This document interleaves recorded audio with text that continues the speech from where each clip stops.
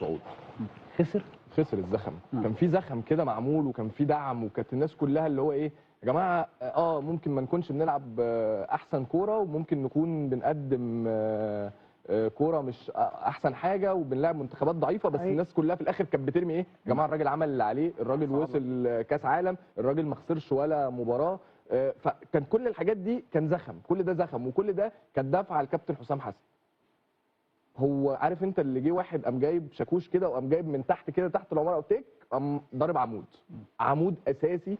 عناصر اللعبه بتاعت الكوره هي حاجات احنا كلنا عارفينها، جمهور، لعيبه، جهاز فني، الناس اللي بتتكلم وبتحلل، كل ده ايه تحديدا في الكلام اللي قاله الكابتن حسام بيخليك شايف انه ده الخساره اللي لا طبعا انت اولا انت شككت في لعيبتك، انت لخصت فرقتك كلها في 2 محترفين وربع.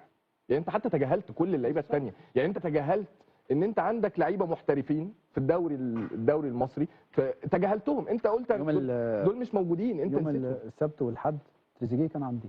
ايوه الطاقه اللي طالعه منه وهو بيتكلم عن منتخب مصر جباره طبعا. دي حقيقه. واحد بيتكلم قاعد على الكرسي بيفرك وتحت الهواء وبيقول لي انا ما لازم كنت ابقى موجود في الشوط. بقول له حنانيك يعني احنا بنتكلم في ايه؟ ده بطوله وديه وقال اجهز وابقى موجود وهو فوق صح. على الهواء الراجل بيتكلم بنفس الدوافع. فانا هنا ببص برضو، ما هو تريزيجيه ده اول امبارح كان لسه محترف مظبوط. كيف ستلقى التصريحات انت تجاهلت على انهي محمل في الوقت اللي هو فيه بيفرك وحاسس بقيمته قوي في المنتخب. تريزيجيه فاضل له 14 ماتش. تريزيجيه من الكباتن ويخش نادي ايوه تريزيجيه من كباتن الفرقه، الشناوي من كباتن الفرقه، في اسامي دي بقى لها كتير قوي بتلعب مع منتخب مصر، دي خلاص مصنفه ان هم من كباتن الفرقه. انت تجاهلت بقى كل ده، انت بقى شلت كل ده ولخصت الفرقه ان الفرقه هي عباره عن صلاح ومرموش وربع مصطفى محمد بس. وجيت بقى حاولت انت بقى عايز تلمها، خلاص هو زي ما كابتن محمود فايز قال هي الطلقه اتضربت. وده انت انا مش عارف انت بقى عايز هتلم بقى الدنيا ازاي بعد كده. وحتى الناس اللي كانت ماشيه وراك، وكان في ناس ماشيه وراك وهي يعني على مضض كده وهي ايه بتقول الاداء مش حلو ومش بس خلاص احنا ماشيين ورا المنتخب عايزين بطوله افريقيا بتاع. النهارده الناس دي بدات بقى تاخد سكه ثانيه، شفتوا اهو شايفين الاداء، فبدا بقى عارف انت حصل انقسام كبير جدا زي ما هو حاصل دلوقتي. زرع شك، في شك بدا اول لما الشك يدخل في الفرقه انت لازم تقلق. لما النهارده اللعيب يبقى شاكك ان المدير الفني ده مش واثق فيا ومش حاطط ثقته فيا، كابتن فايز اكيد عارف اكتر مننا الموضوع ده، هو لازم يدي دفعه معنويه للعيب، ولازم اللعيب يبقى داخل. انا عارف ان التدريب عموما لازم الماتش 70% تدريب وفي 20% وقت الماتش وفي بس في 10% اللي هي الدفعه المعنويه، انت خسرتها خلاص دي خسرت وممكن تبقى اكتر من 10%. انت النهارده اللعيبه دي كلها انا مش عارف انت ازاي هتقعد معاهم بعد كده وتقول لهم يا جماعه على فكره انا واثق فيكم.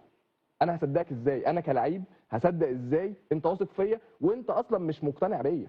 وبعدين هل واحنا في 2006 و2008 و2010 كان عندنا كام محترف؟ ما تعالى بقى نرجع بقى تاني، واحنا كان عندنا كام محترف؟ ما هو انت عدهم على ايدك. زيدان هو اللي كان و2008 بس يعني زيدان لعب 2008 2010 محمدي ما كانش بيلعب. زيدان واحمد حسن هم كانوا زيدان واحمد حسن ومعلش ما كانوش في نفس الليفل بتاع صلاح ومرموش. وميدو بدايات 2006 بعد كده ولا وهما ما كانوش على نفس الليفل بتاع صلاح ومرموش. احنا بنتكلم في 2 لعيبه بيلعبوا في احسن فرقه في العالم. فلا الموضوع جنب التوفيق. مش هختلف كتير على اللي هم قالوه، بس انا مش عارف ليه العصبيه دي كلها. عصبيه مبالغ فيها جدا في شغلانه انت ده عمل عام يعني هي كوره بس هي عمل عام في الاخر. ده احنا بننزل فيديو على يوتيوب بناخد انتقادات بالهبل، ما خلاص بعد شويه بتتعود. فانت المفروض ان انت في اهم مهنه في مصر في الكوره مدير فني منتخب مصر طبيعي يبقى في انتقادات. فارس قال جمله عجبتني جدا، كابتن حسام نفسه وكابتن ابراهيم كانوا بيطلعوا في الاستوديوهات بينتقدوا، وده حق مشروع لاي حد، دي كوره. ابراهيم الناس لما اتكلمتش في الكوره هتتكلم في ايه؟ لعبه شعبويه يا جماعه، لعبه الفقراء البسطاء، كل الناس بتتكلم في الكوره وانت معدي في اي حته. الناس شفت ماتش المنتخب امبارح ده كذا ده كذا، ده الطبيعي. اولا التقليل من اللعيبه، انا ما اعرفش هو كابتن حسام نفسه بالمناسبه يعني اسطوره طفولتي عشان بس يعني ايه مش انت كلنا والله يعني كلنا مفيش حد مصر اصلا مش اسطوره طفولته. انا حسن قلت وانا عندي 7 سنين كنت لسه يا دوبك متصور معاه صوره عندي في البيت. فيعني اكيد انا اكتر واحد عايز كابتن حسام ينجح، بس ما ينفعش يبقى تتكلم على اللعيبه بالمنظر ده. حته بقى اللي بقى المحليه دي هكمل برضو على كلام فارس وعلى كلام جو. ارجع كده تاريخيا يا ابراهيم، احنا بنكسب كاس الامم الافريقيه بمدرب وطني ما عدا 86 مع مايك سميث. ايوه لعيبتنا معظمها لعيبه محليه. وبالمناسبه احنا اصلا تكوين مصر الجغرافي والثقافي احنا عندنا مشكله في حته الاحتراف دي اصلا، وطول عمرنا بنروح بندي المنتخبات دي على دماغها في كاس الامم الافريقيه بلعبتنا المحليه. ايه العيب ان يبقى عندي لعيب محلي؟ هو انا لعيب زي تريزيجيه ده تاني اهم لعيب في الجيل بعد محمد صلاح اصلا. ده حقيقي. هو زيزو ده اقدر اقول عليه لعيب محلي؟ هو امام عاشور اقدر اقول عليه لعيب محلي؟ انا عندي جوهره اسمها ابراهيم عادل، جوهره. ابراهيم عادل ده لعيب انا بقعد اتمزج كده وانا بتفرج عليه.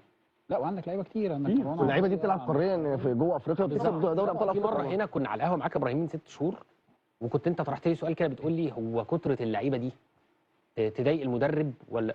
قلت لك ازاي تضايق المدرب؟ ده هيكتور كوبر اللي احنا كنا بنقطعه، كابتن فايز لسه كنت بقول لك ايه قبل ما نخش، بالظبط. كنا بنقطعهم، ما كانش عنده اتاحات على فكره، ما كانش عنده اتاحات خالص. النهارده بقى لما يبقى عندي زيزو وتريزيجيه وامام عاشور ومرموش وصلاح ومصطفى محمد، ارجع اقول ما عنديش غير 2 لعيبه محترفين. خد بالك انت عندك في كمان ما الناس ما بتروحش، انت عندك فتوح، عندك ناصر ماهر ما بيروحش. بالظبط. عندي بقى حته برضو اللعيبه الجديده، يعني انت قلت حته عماره عجبتني، محمد حمدي. لو محمد حمدي انا هلعب بسيرد باك عشان اشول، طب ما هو اللعيب يا كابتن حسام الوحيد اللي انت اكتشفته المنتخب خالد صبحي اشول، يبقى مين بالاولى اللي يلعب مساك جنب ربيعه؟ فحتى يا كابتن حسام اللي انت بتقوله كمبررات هو على ارض الملعب احنا مش شايفينه، فمش قادر اشوف كميه العصبيه دي. تاني انا بقول تاني اهو، انا واحد بتلكك لكابتن حسام عشان ينجح، اسطوره طفولتي تاني، فيعني مش قادر اشوف كميه العصبيه دي. وللامانه بقى تصريحات الماتش امبارح اسوأ من الاداء. انا مش فارق معاه الاداء على فكره، احنا التجربه جرب جدا الجمله دي. جرب عادي عك. على فكره هي تجربه معموله اصلا عشان على فكره هي تجربه معموله اصلا عشان تشوف وتعمل وتوصل لتوليفه كويسه، انما بقى التصريحات اللي بعد الماتش اوحش من الاداء، واثرت الناس اكتر، اثرت الناس اكتر وحفزت الناس اكتر. صحيح.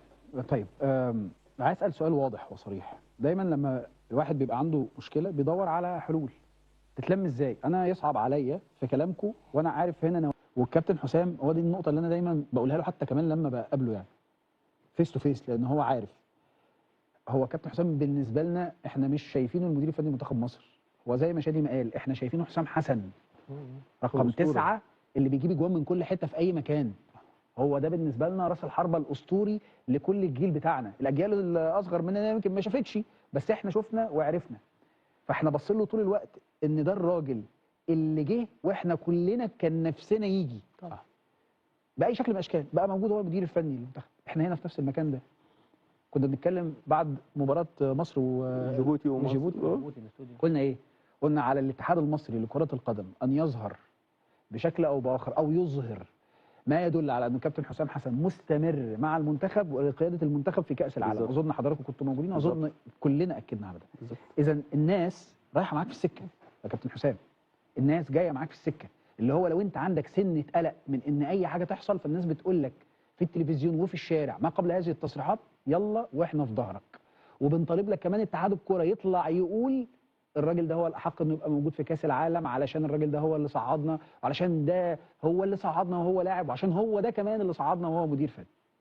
اما وانه هذه التصريحات ظهرت بالشكل ده، انا بشوف هي اغرب ما فيها هو تصنيفنا على اساس من هو ينتقد الكابتن حسام فهو ليس وطني. الله ينور عليك.